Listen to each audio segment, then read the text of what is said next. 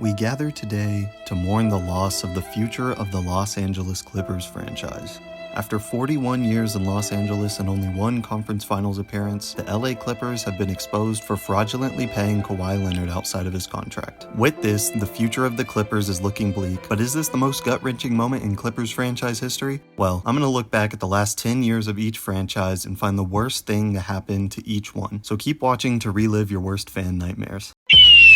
Starting off with one of the most gut-wrenching mentions on the list, so brace yourself, Hawks fans. I'm talking about when Trae Young stepped on the ref's foot in the conference finals game. And if you didn't see the game live, Trae at the end of the third quarter suffered a bone bruise in his right ankle while he had 32 points in just 3 quarters. He went on to finish the game, but he only got 3 more points in the last quarter, and then he sat out the rest of the series. If Trae doesn't roll his ankles here, the Hawks very well could have gone to the finals and maybe even won.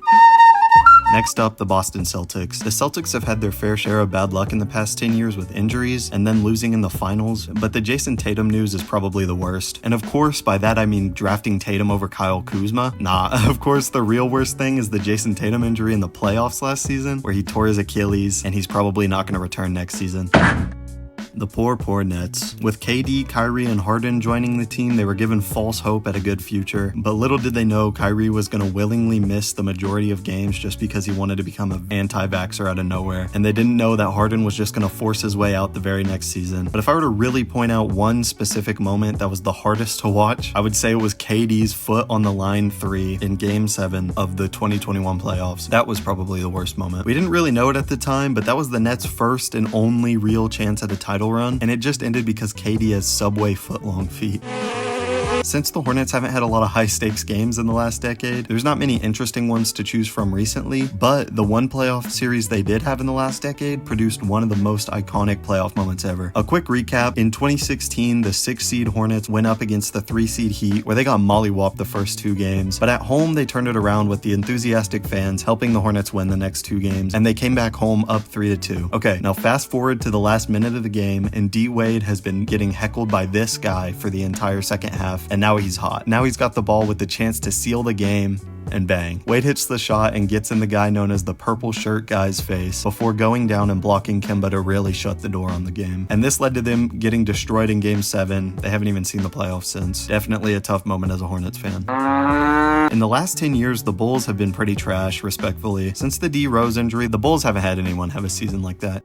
Well, except one season. If you're a new NBA fan, you may not even know this, but Jimmy Butler used to be a Bull, and in 2017, he had a phenomenal season. He averaged 24, 6, and 5 with 2 steals per game, where he got an All-NBA nod at 27 years old. Yeah, then they just kind of traded him away. The Bulls haven't had a young talent like Butler since then, and I'm sure they regret not giving him his money as he went to the finals twice after them. Cleveland! I mean, the worst thing to really happen to the Cavs is KD going to the Warriors, but spoilers, we're saving that one for another team. I think the worst thing to directly happen to the Cavs in the last 10 years is LeBron leaving a second time, but that's not really the worst thing ever considering he came back a few years before and gave them his best years of his career before he dipped. And plus, they rebuilt the franchise in only 4 years and now they're back to an S-tier team. So congrats, Cavs fans, you kind of get off scot-free.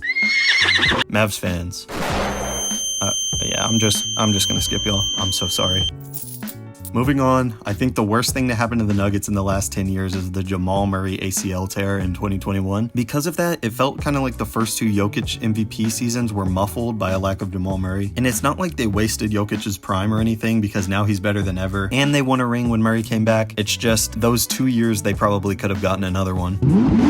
The Detroit Pistons have the second most losses of any NBA team ever, and in 2023 the Pistons added on to that a lot when they started their season 2-29, compounding 8 straight losses, which is the most straight losses in NBA history. It doesn't get a lot worse than that. Bang! After years of winning, I don't really feel bad for the Warriors, even if they blew that 3-1 lead in the finals. 4 rings in 8 years is a lot, and the greatest shooter ever playing for them is enough.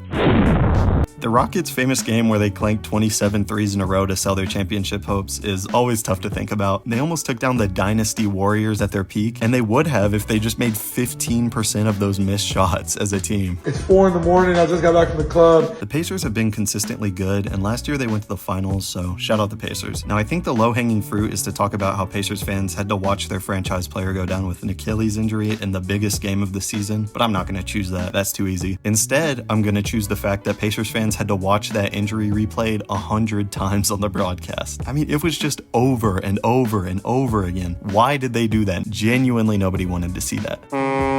Here comes the thumbnail. Doo-doo-doo-doo. Yeah, I think... Oh my god. Yeah, I think where it stands now, the Kawhi thing isn't the worst, but if Adam Silver has any balls at all, he'll take their picks and find them and blah, blah, blah. I'm gonna put it here because I'm an Adam Silver believer, and I think he's gonna do the right thing and really bring the hammer down on him. I don't know if there's ever been a series like Jamal Murray's when he hit those 2 game winners in 5 games. I mean, in the final game of the series, he dropped 32 points and hit a game winner to send them home. I'm not even a Lakers fan, and I think of this moment often. The Grizzlies losing by 51 in game 1 of the playoffs was probably the hardest game to watch as a Grizzlies fan. I mean, they got cooked. Coming off the play-in game to go against the eventual champs with hardly any rest or preparation, and then suffering the 6th biggest loss in playoffs history, definitely a tough day. The worst thing to happen to the Heat without a doubt is the simple fact that Pat Riley has developed dementia. He's refusing to make any moves to save the team. Riley has just been dormant in the post-LeBron era, making no moves in any way to help Jimmy Butler when he was there, and he was just letting the team rot. The good news for Heat fans is they still have a lot of talent, and I think they're going to be just fine. He could be a freak on the court and on the shit. Jimmy Butler has been brought up a lot in this video, but I think it's time for one more mention just to torture Bucks fans. He dropped 56 points on their head in one of the coldest moments ever. This is just an all-time playoff game, probably the best performance I've seen with my own eyes. He took over. Yeah, sorry Bucks fans. You already know I want to do the Jimmy Butler story here since I guess I'm a super fan, but I'm going to throw in what feels like more of a gut punch, the Cat trade. The Wolves sold 1/2 of the future duo of their franchise because they wanted to save some money. I already know Wolves fans were sick when they heard this trade and they still hate it. I've seen plenty of people still complain about this trade to this day. The Pelicans, there's not a lot to choose from. It's a toss-up between the injury bug hitting them last season or AD demanding a trade, but I think it's last season because the Pelicans had so much talent and they still ended up being so far out of the playoffs. If I was a Pelicans fan, I'd be frustrated too because I really couldn't imagine being a fan of a team that is consistently missing that much talent every night. Sorry, Pelicans fans. Go New York, go New York, go! The Knicks were this close to getting KD and Kyrie playing in Madison Square Garden, and instead they got Julius Randle. Now don't get me wrong, I like Randle and his development was impressive there, but he's no KD and Kyrie, man. Due to the butterfly effect, they may be multi-time champions in New York by now, but that just didn't happen. The Thunder have so many playoff moments to choose from. There's the Dame shot, maybe the PJ Washington shot, but I'm gonna go with the obvious one, the blown 3-1 lead in 2016. They were a taste away from the finals and they blew it. The real worst part though is the fact that KD randomly left to the team that beat them and won 2 rings with the Warriors. That's just the cherry on top. At the moment, it probably didn't hurt that much, but looking back, the fact that the Magic traded Sabonis and Oladipo for Ibaka, and both of those players eventually went on to become great players is a wild what could have been. It's kind of tough doing these for teams that have rarely been to high-stakes situations. I think this one's pretty tame. We're in here talking about practice.